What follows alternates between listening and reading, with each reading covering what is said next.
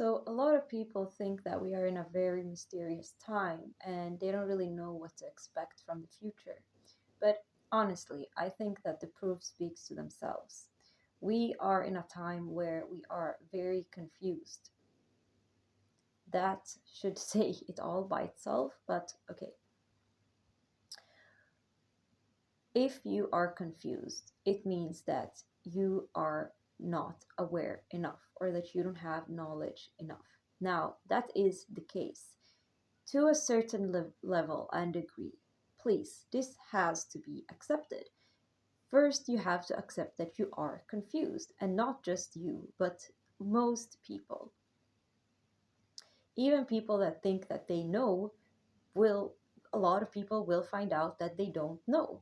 A lot of people live their lives following a certain path and a certain way that they later in life realize they were wrong about.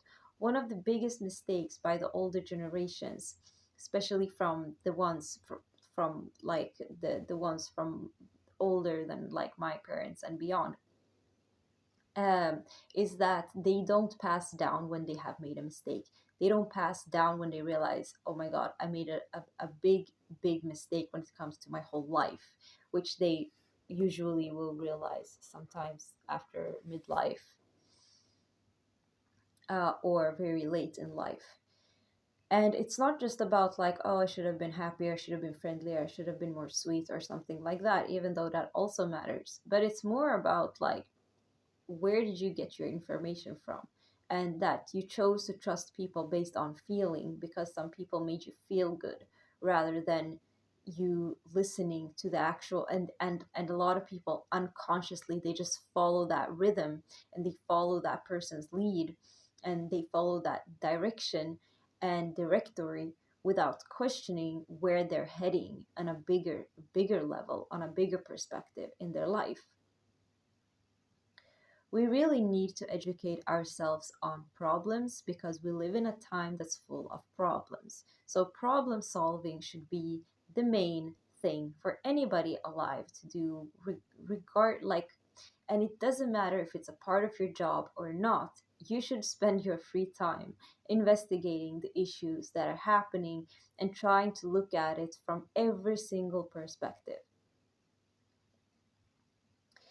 You can relate things from your own personal life to bigger issues as well. Of course, you can't let that color your judgment, but it is something that also works as a guide.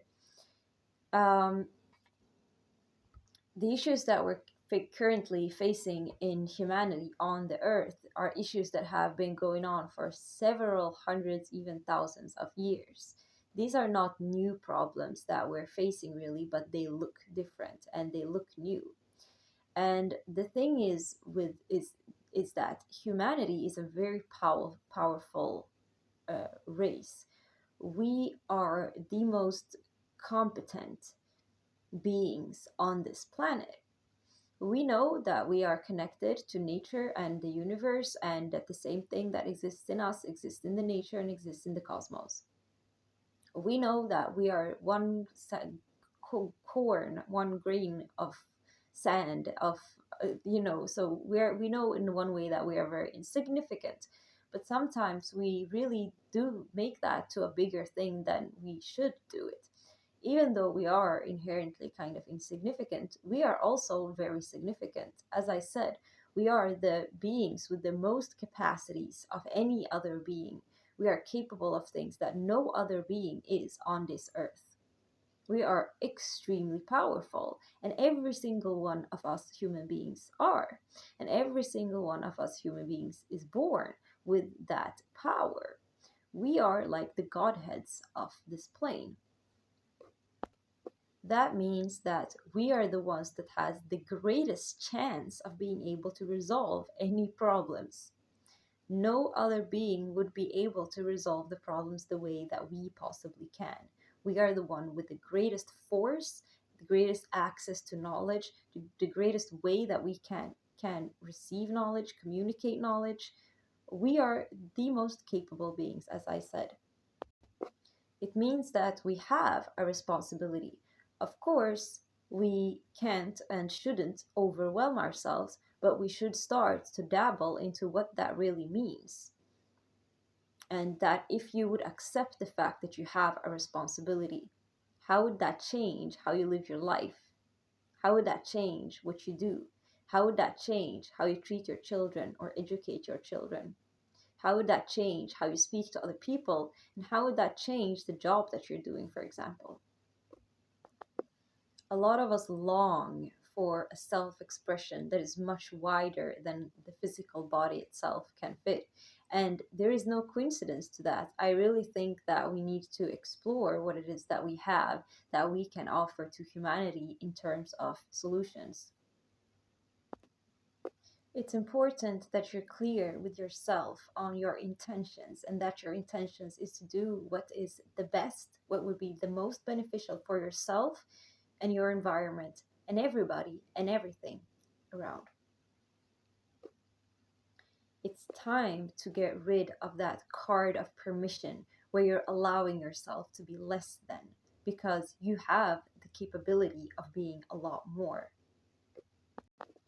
We are a collective, regardless of if you believe it or not. We are a collective and we are interconnected.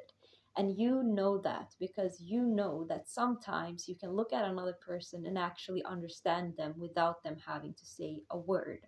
We are psychologically connected. That to me is the same as spiritually connected. We are spiritually connected and we are psychologically connected, and we are part of a collective. Every single individual takes up one space and leaves some sort of vote. You're vouching for a certain behavior, you're vouching for a certain world, you're vouching for a kind of person, you're vouching for characters, you're vouching for what you think is acceptable and what you think is not. So, who you are as a person is incredibly important, regardless of what others know or see about you. Your job is to be the best you that you can. It's to love yourself and be the best you that you can. To make yourself into a person that is, without a doubt, deserving of love. And that doesn't mean that you should just ignore if something bad is happening around you that you're watching. By all means, if your urge is to do something, then do something. Do what you know and what you think is right for you to do. It is not very complex to be a human, but there are two things that are very complex. And one thing is to be creative, and the other thing is to be evil. This is the power that we're endowed with, that depending on the intentions that we have and depending on how we are with ourselves, is going to decide whether the consequence is going to be of a creative and an upbringing and uplifting one, or if it's going to be of a destructive one. And this takes me into the other complexity, which is that we have become very, very, very, as a humanity, as a race, very destructive. And the reason for that is very simple. It starts small, you justify it, and then you go bigger and bigger and bigger. And with time, you have no idea how you ended up becoming so cruel or evil. And you don't even, the people that are able of performing these kind of atrocities, they don't even consider themselves as evil. They don't even think that something is wrong. They have started with small things justifying themselves, and everybody's job is to make sure that you don't do the same, that you don't go around and justify yourself for small gossiping or small this, or putting negative ideas in people's head, or judging people or giving them negative, I was going to say compliments, a negative compliment, saying ugly nasty things about other people, about them, completely unnecessary, and that you're allowing yourself to do that, and because suddenly it's going to grow in scale. Behind cruelty and evil usually is a desire or a drive for power. Now, that doesn't mean that every drive or desire for power is bad or evil or cruel, but that's what is the individual responsibility to look out for. You have to teach yourself to not become a person of negative influence. Because if you are just allowing life to pass by and you're not thinking much about what you're doing or how you're doing it, you are more likely on the more evil and cruel spectrum than you are on the good and loving and positive spectrum, in the sense of the impact that you're actually leaving on this world. I think that we have to decipher and understand what it is within us that may oppose a threat to what is good, what is beautiful, what is positive, what we love, what would be an embrace of diversity, and what could be a beautiful and amazing life for oneself and everybody and anybody around us. And to do that internal work, what's happening on the outside that's negative is a great motivator and inspirator of what you should not become. And of course, it's great to have people that you feel that you can look up to, that are doing better, that are stronger, that are more well-rounded, that have a good way of speaking, people that can inspire you to be better and to be more like them. Bottom line is that we have a lot more individual power than you think. And the thing is that if you as a human being doesn't want to deal with it, well, what other being can? And also, you are the best person to snap your own fingers. Like, there is no one, sorry, not snap. I mean, like, what do you call it when you just like, when you remember the old movies where they slap your fingers, slap on your not snap, that was terrible.